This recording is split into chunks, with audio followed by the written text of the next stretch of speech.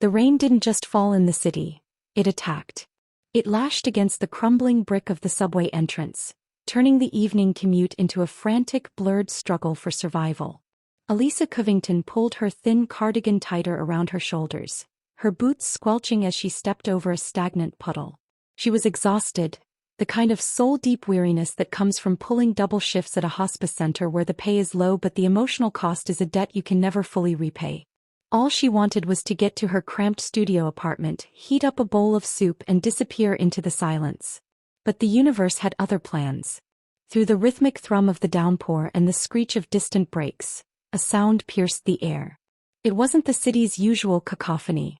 It was a sob, sharp, thin, and vibrating with absolute terror. Elisa stopped. Her heart hammered against her ribs. She turned toward the shadows of a recessed loading dock, and that's when she saw him. A boy, no older than 5, huddled behind a stack of waterlogged crates. He wore a tiny, expensive-looking navy pea coat that was now soaked through, his small hands trembling as they clutched a sodden stuffed rabbit. His eyes, wide and glassy with tears, darted around the predatory darkness of the alleyway.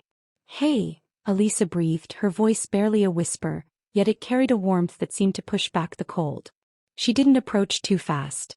She knew about fear. She lived in a neighborhood where fear was the wallpaper. "It's okay. I'm not going to hurt you." The boy let out a choked gasp, shrinking further into the corner. "Mama? I want my papa." Elisa knelt right there in the dirty rainwater, ruining her only good pair of slacks without a second thought. "I know you do, sweetie. I'm Elisa. What's your name?" "Leo," he whispered, his lip wobbling. "Well, Leo, you look like a very brave explorer who got a little bit lost in the storm. Am I right?" She reached into her bag and pulled out a small wrapped granola bar, her own dinner, and held it out like a peace offering. As she sat there, comforting a child whose clothes probably cost more than her entire year's rent, Elisa had no idea that the papa this boy was crying for wasn't just any man. She didn't know that 3 blocks away, a phalanx of private security teams was paralyzing the city, or that the most powerful man in the state was currently losing his mind with a cold, violent desperation. She was just a woman with a kind heart, unaware that by reaching out her hand, she was touching the fuse of a life-altering explosion. Hello to all of you incredible souls tuning in. Before we go deeper into this harrowing and beautiful journey, I want to take a moment to say how much I appreciate you being here. Where are you watching from today? Drop your city or country in the comments. I love seeing how far our stories travel. How are you all doing? I truly hope your day is filled with peace, but if it's been a rough one, I hope this story gives you a place to escape. If you haven't already, please hit that subscribe button and join our family. It helps us keep telling these stories of hope and redemption, and I don't want you to miss a single twist. Elisa looked at Leo, seeing the sheer vulnerability in his eyes, and she made a silent vow. She wouldn't leave him. Not until he was safe. But as a black SUV with tinted windows drifted slowly past the alley entrance, its headlights cutting through the rain like the eyes of a predator, a chill ran down her spine that had nothing to do with the weather. Who was this boy? And why did it feel like the entire city was suddenly holding its breath? The answer was coming, riding on a wave of power and privilege that Elisa Covington was never meant to touch. The neon sign of the 24-hour diner flickered, casting a rhythmic bruised purple light over Leo's pale face. Elisa sat in a corner booth, her back to the wall, watching the boy systematically take tiny hesitant bites of a grilled cheese sandwich. He ate with a strange practiced grace that felt out of place in a grease-stained booth, shoulders back, elbows off the table, even though his eyes were still red-rimmed from crying. "Is it okay?" Elisa asked softly, leaning her chin on her hand. Leo nodded, then paused, looking at his stuffed rabbit perched on the table. "Barnaby likes it too. He doesn't like the rain. The rain makes his fur sticky." "Barnaby is very wise," Elisa smiled, but the smile didn't quite reach her eyes. Her mind was racing. She had tried calling the local precinct, but the lines were jammed. Some sort of massive security emergency in the district, the dispatcher had barked before hanging up. She didn't want to just hand Leo over to a frantic, overstretched police station. He was so fragile, so meticulously put together and yet so easily shattered. Elisa knew what it felt like to be overlooked. Growing up in the foster system, she had spent a decade being a ghost in other people's homes.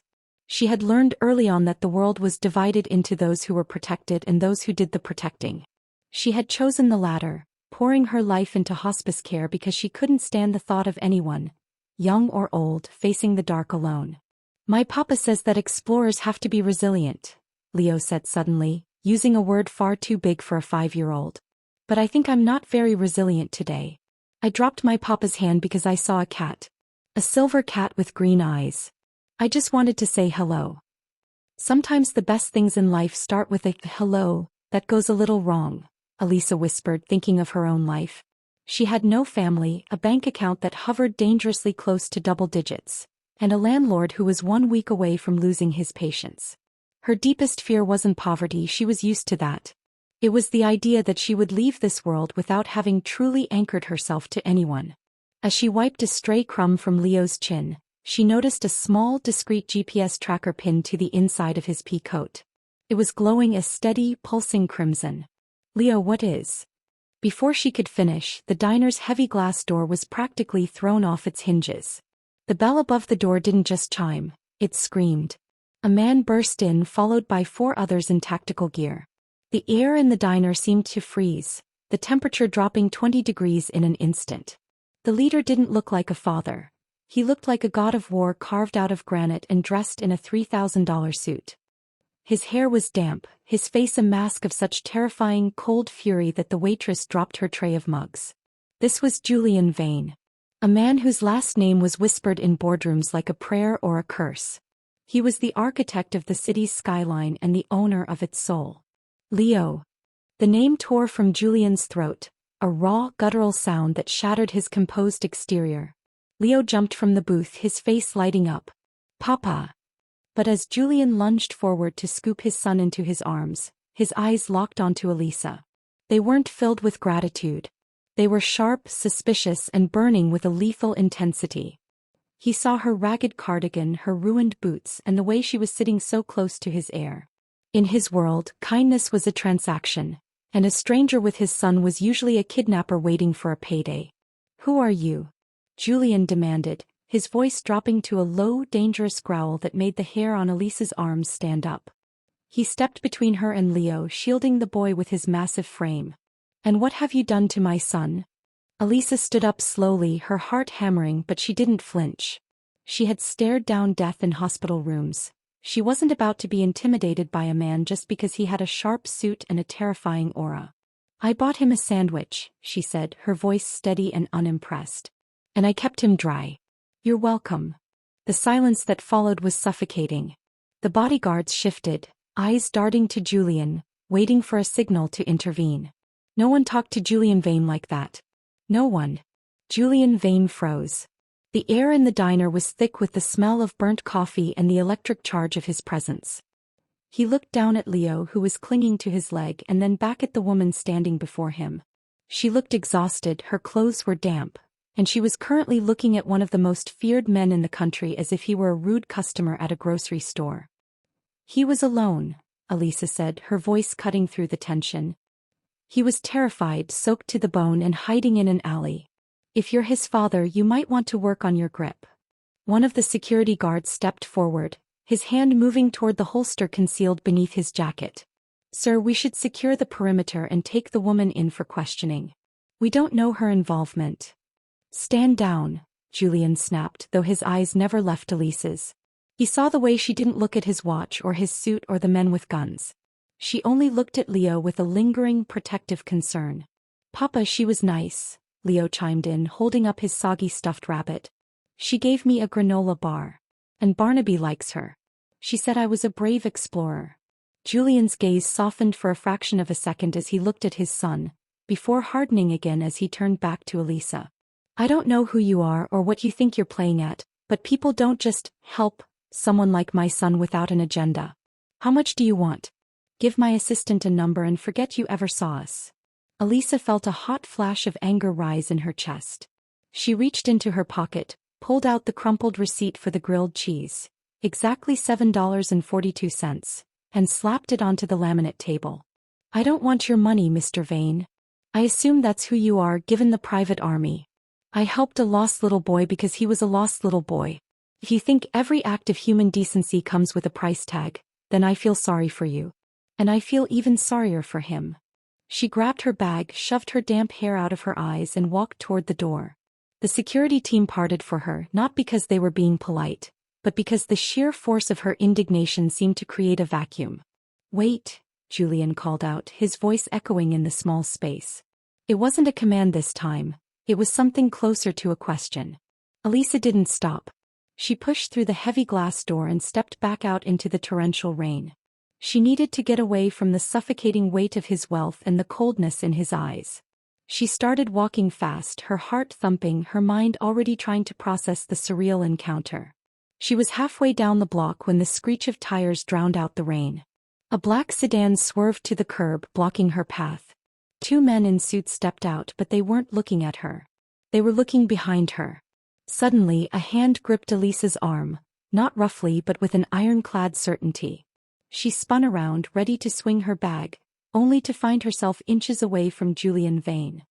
He had followed her out into the storm, his expensive wool coat already darkening with water. "You dropped this," he said, holding out a small laminated ID card that must have fallen from her bag in the diner. It was her hospital employee badge. Elisa Covington, Palliative Care. "Give it to me," she reached for it, but he held it just out of reach. "Elisa," he said, the way he spoke her name sent a strange shiver through her. "My son. He doesn't take to people. Ever since his mother passed, he doesn't speak to strangers. He won't even look at his nannies. But he's asking for you. He's hysterical in the car because he thinks you're mad at him." "I'm not mad at him, I'm mad at you." "Fine," Julian said, his jaw tightening. "Be mad at me. But my son is the only thing in this world that matters. He's refusing to leave without saying goodbye properly. Come to the car. 5 minutes. I'll have my driver take you wherever you need to go." Elisa looked at the rain, then at the badge in his hand, then at the tinted window of the SUV where she could see a small hand pressed against the glass. Against her better judgment, against every instinct that told her to run from a man who carried danger like a second skin, she nodded. She followed him to the vehicle. As the door slid open, Leo lunged forward, hugging her waist. But as she leaned in to comfort the boy, Julian's phone rang. He glanced at the screen and his face went deathly pale. "What?" Julian hissed into the phone. "How is that possible? The vault was sealed." He looked at Elisa, his eyes suddenly filled with a new, sharper kind of suspicion. "Lock the doors," he commanded the driver. "What's going on?" Elisa asked, her pulse skyrocketing. "There's been a security breach at my residence," Julian said, his voice a low, vibrating blade of ice. "The only person who knew Leo was out tonight besides my head of security was someone who tracked his GPS. Someone who was sitting right next to him in a diner 5 minutes ago." Elisa's breath hitched. "You think I don't think anything yet," Julian said, leaning in so close she could smell the rain and expensive sandalwood on his skin. "But until I find out who tried to take my son tonight, you aren't going anywhere. You're coming with us." The central locking system clicked with a finality that sounded like a prison door. The SUV roared to life, racing away from the curb and into the dark heart of the city. Elisa Covington, a woman who only wanted to help a lost boy, was now the primary suspect of a billionaire who had everything to lose, and she was being driven straight into the eye of his storm. The Vane estate was not a home. It was a fortress of glass and cold ambition perched on the highest cliff overlooking the city. As the SUV glided through the massive iron gates, Elisa felt like she was being swallowed by a leviathan. Inside, the walls were hung with art that cost more than the hospital she worked at, but the air felt sterile, devoid of the messy, beautiful chaos of real living. "I told you I have a shift starting in 6 hours, Elisa said, her voice echoing in the marble foyer. She ignored the way the gold leaf on the ceiling shimmered under the chandeliers. "You can't keep me here. This is kidnapping." Julian handed his damp coat to a silent butler and turned to her, his expression unreadable. "It's protective custody, Miss Covington. My security team is currently scrubbing your entire digital footprint. Until they can explain why a GPS jammer was activated in the exact radius of that diner while you were sitting with my son, you are a person of interest." "A person of interest?" Elisa let out a sharp, dry laugh. "I'm a nurse.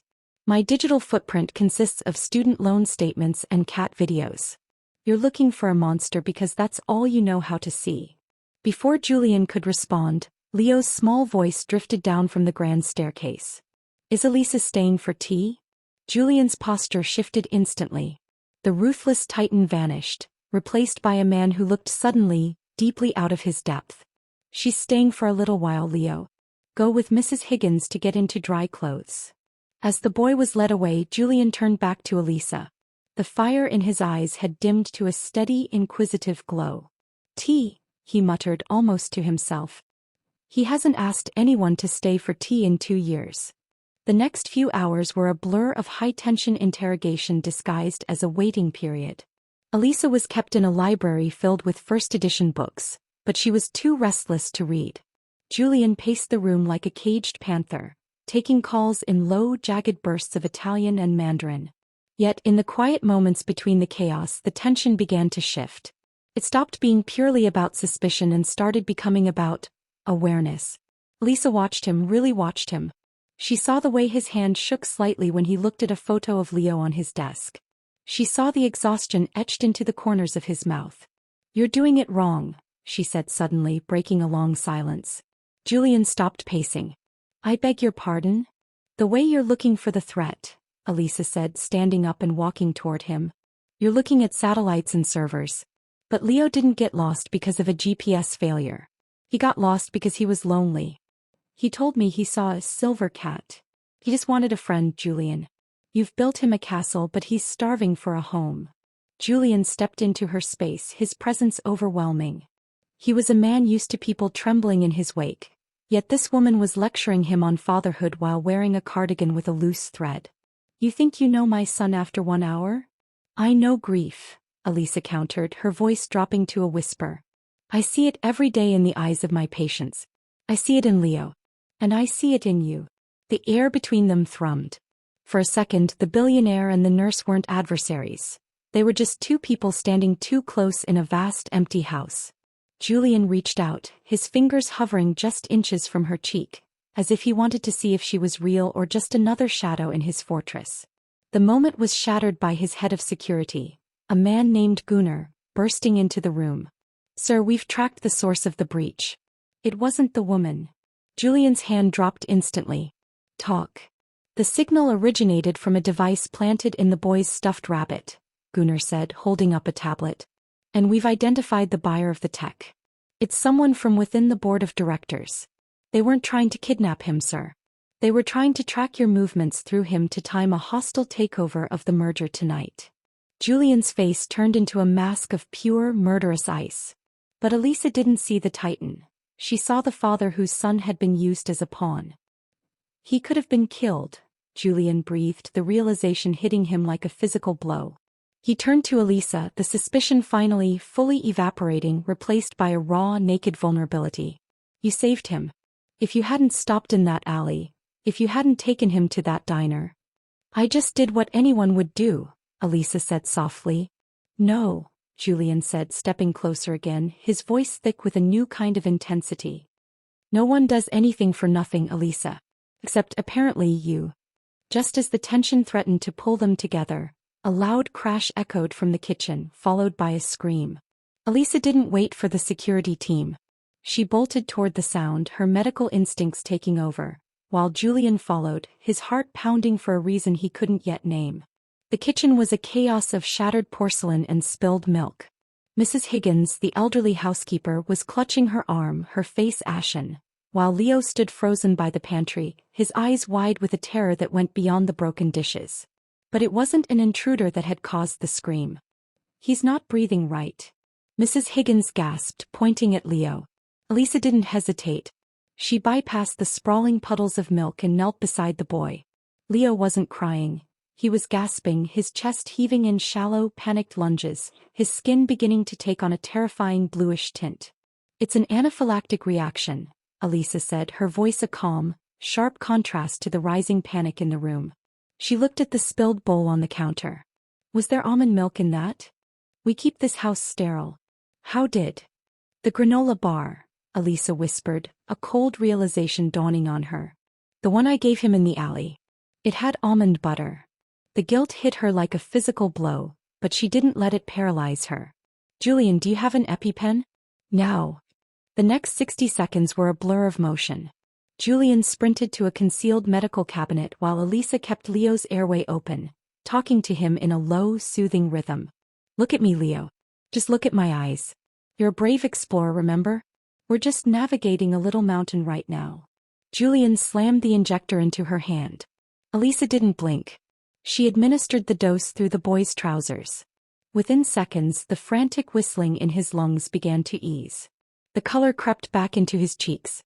He let out a long, shuddering sob and collapsed against Elisa's chest. Julian fell to his knees beside them, his hand trembling as he stroked Leo's hair. The silence that followed was heavy, broken only by the boy's stabilizing breaths.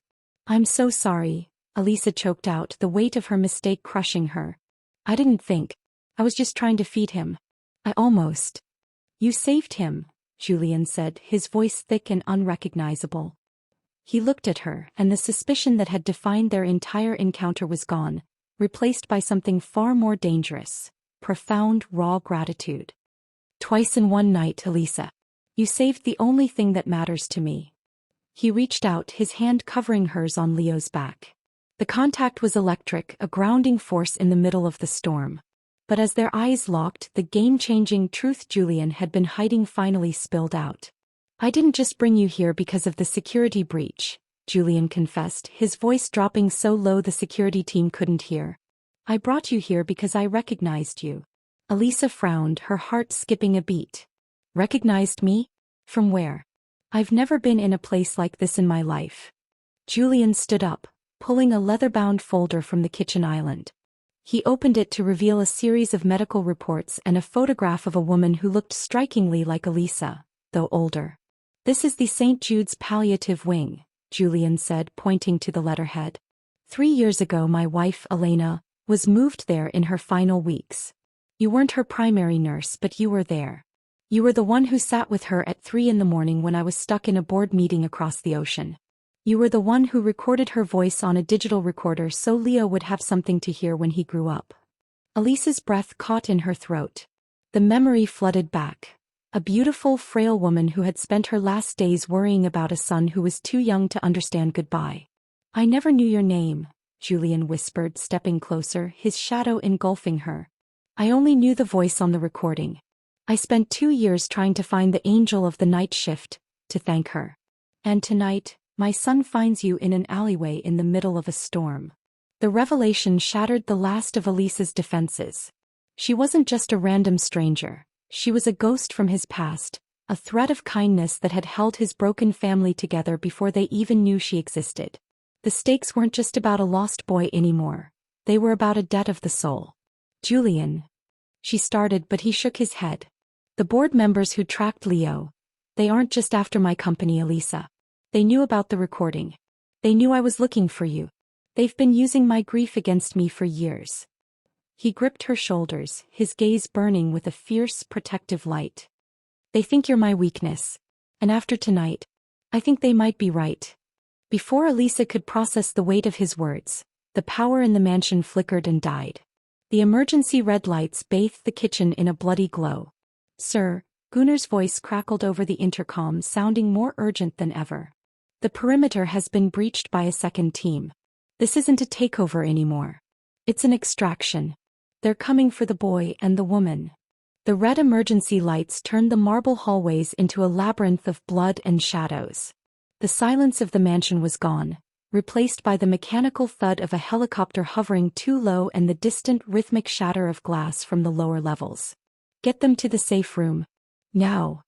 Julian's voice was a roar, a command that brooked no argument. He grabbed a heavy handgun from a concealed compartment under the kitchen island. A sight that made Elisa's stomach drop. This wasn't her world. She dealt with life and death in quiet rooms with hushed voices, not with tactical gear and the smell of impending violence. Julian, no. Elisa cried out, clutching Leo to her chest. The boy was shaking, his small hands digging into her cardigan. We can't just leave you. You have to, Julian said, turning to her. For a fleeting second, the cold mask of the billionaire cracked, and she saw the man who had lost his wife. The man who was terrified of losing the only 2 people who had ever made him feel human. He leaned in, his forehead pressing against hers for a frantic heartbeat. If anything happens to me, Gunnar has instructions. You take Leo. You run. You don't look back. I'm not leaving you behind. Go. Gunnar grabbed Elisa's arm, pulling her toward the service elevator. As the doors began to slide shut, the last thing Elisa saw was Julian standing alone in the center of the kitchen, the red light glinting off his weapon as the first of the intruders, men in black masks, burst through the dining room doors. The elevator didn't go to the safe room. A sudden jarring lurch sent Elisa and Leo sprawling to the floor. The lights inside the small metal box flickered once, twice, and then died completely. The hum of the motor vanished. Gunnar. Elisa whispered into the suffocating darkness. There was no answer. The elevator had been remotely deactivated. They were trapped in a steel coffin between floors, and the sounds of the struggle above, the muffled pops of gunfire and the heavy thuds of combat, felt terrifyingly close. Elisa. Leo's voice was a tiny broken thread. Are the bad men going to hurt Papa? Elisa pulled him into her lap, her heart hammering so hard she feared it would bruise her ribs. Your papa is a lion, Leo. Remember? He's the strongest man in the world. We just have to be very, very quiet explorers right now. But as the minutes stretched into what felt like hours, the air in the elevator grew thin and cold. Elisa realized with a sickening jolt that she was powerless. She was a woman who saved people by holding their hands and administering medicine, but in this world of high-stakes corporate warfare and cold-blooded kidnapping, she was nothing but a liability. Then came the sound that froze the marrow in her bones. A scratching on top of the elevator car. Someone was on the roof. Clang.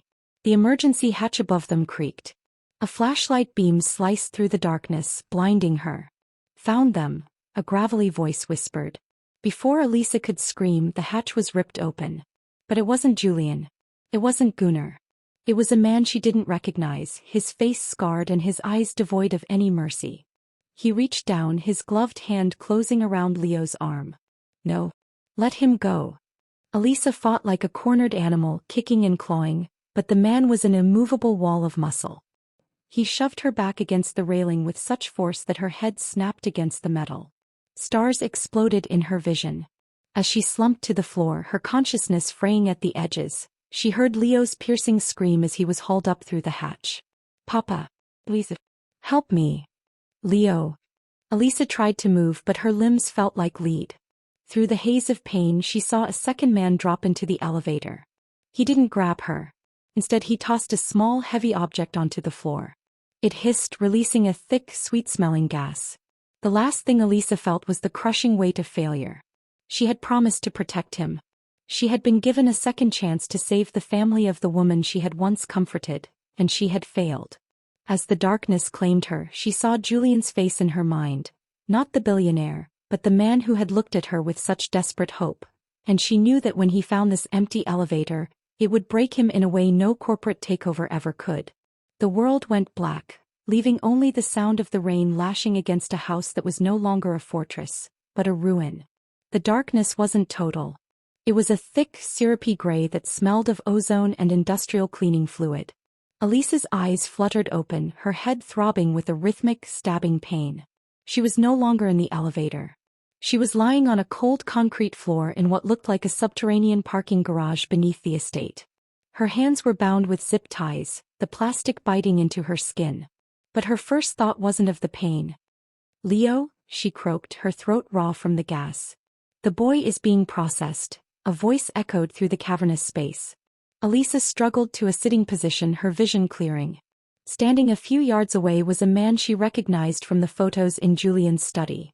Arthur Sterling, the vice chairman of Vane Industries. He didn't look like a kidnapper. He looked like a grandfatherly executive in a tailored gray suit, except for the cold, calculating detachment in his eyes. You weren't part of the plan, Miss Covington, Sterling said, checking his watch. You were a variable. A piece of human interest that Julian became inexplicably obsessed with. But in the end you served your purpose. You brought him out into the open. He'll kill you, Elisa said, her voice gaining strength, fueled by a rising incandescent rage. You don't know what he's capable of when it comes to his son. Oh, I know exactly what he's capable of, Sterling smiled thinly. He's capable of signing over his voting shares to save the two of you. And he's doing it right now in the study upstairs, while my men hold a camera to his face. Elisa felt a wave of nausea. Julian was giving up everything, his legacy, his power, his life's work, for her and a boy he had almost lost twice. She realized then that she couldn't wait for a hero. The man who had spent his life building fortresses was currently tearing his own down to save her. "You're wrong about one thing, Mr. Sterling," Elisa said, her eyes narrowing. She looked at the heavy rolling cart of medical supplies nearby, likely kept there for the estate's private gym. "And what's that?" "I'm not a variable. I'm a nurse." With a sudden violent surge of adrenaline, Elisa rolled toward the cart. She slammed her bound wrists against the sharp edge of a stainless steel tray, the force numbing her arms, but the plastic tie snapped under the pressure of the jagged metal. Before Sterling could react, she grabbed a heavy canister of pressurized oxygen from the rack. She didn't use it as a weapon. She opened the valve and threw it toward the electrical panel powering the garage's ventilation. The hiss of gas filled the air. "What are you doing, you fool?" Sterling hissed, reaching for a small radio. "I'm changing the environment," Elisa shouted. She grabbed a nearby defibrillator unit, her fingers moving with the muscle memory of 1,000 emergency room drills. She knew that if she could create a localized surge, she could trip the mansion's entire security bypass. A fail-safe Julian had mentioned that opened all internal locks in case of a fire. She jammed the paddles against the exposed wiring of the panel and cleared the area. A blinding arc of blue light erupted. The smell of scorched copper filled the air, and suddenly the heavy security doors of the garage groaned and slid open. Above them, the mansion's sirens changed pitch, from an intruder alert to a life safety bypass. "Leo!" she screamed, ignoring Sterling as he scrambled away from the sparks. She ran toward the sound of a muffled cry coming from a black van parked in the shadows. She ripped the door open to find Leo huddled in the back, his eyes wide with terror but unhurt. "Elisa!" he sobbed, throwing himself into her arms. "I've got you, Leo. I've got you." But she wasn't just saving the boy. As the doors opened, the internal communications system flickered back to life. She grabbed a wall-mounted handset and dialed the master study. "Julian," she yelled into the receiver. "We're out. The garage is open. Don't sign anything. Julian, do you hear me?" On the other end of the line, she heard a heavy thud, the sound of breaking glass, and then Julian's voice, no longer desperate but filled with a terrifying, cold clarity. "I hear you, Elisa. Stay exactly where you are. I'm coming for you." Elisa looked at Leo, then at the open door leading back into the heart of the house. For the first time since she had stepped into that rainy alleyway, she didn't feel like a victim of circumstance. He felt like the anchor. She had found her inner strength not in wealth or weapons, but in the simple, stubborn refusal to let a family be destroyed on her watch. The turning point wasn't just about escaping the garage. It was the moment Elisa Covington realized that she belonged in this fight. The garage was no longer a hiding spot. It was a battlefield. As the sirens wailed, the overhead sprinklers triggered, drenching the concrete in a fine silver mist. Elisa stood her ground, shielding Leo behind her, her eyes locked on the elevator bank. She knew Sterling's men were closing in, but she also knew the man coming down was no longer just a billionaire. He was a father who had been pushed past the edge of reason.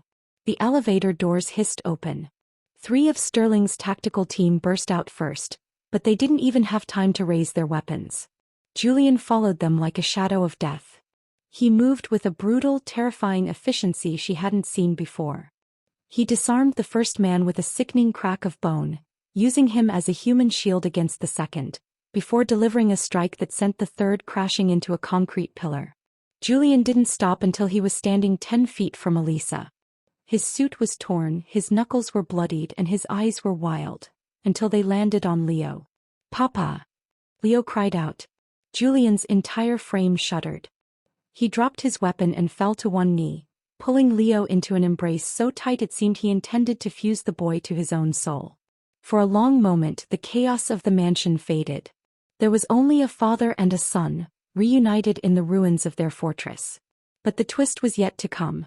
Arthur Sterling emerged from the shadows of the far stairwell, his face twisted in a sneer of desperate cowardice. He held a small black detonator in his shaking hand. "You think this is over, Julian?" You think you can just take him and walk away? I've rigged the structural supports of the north wing. If I don't walk out of here with those signed documents, no one walks out.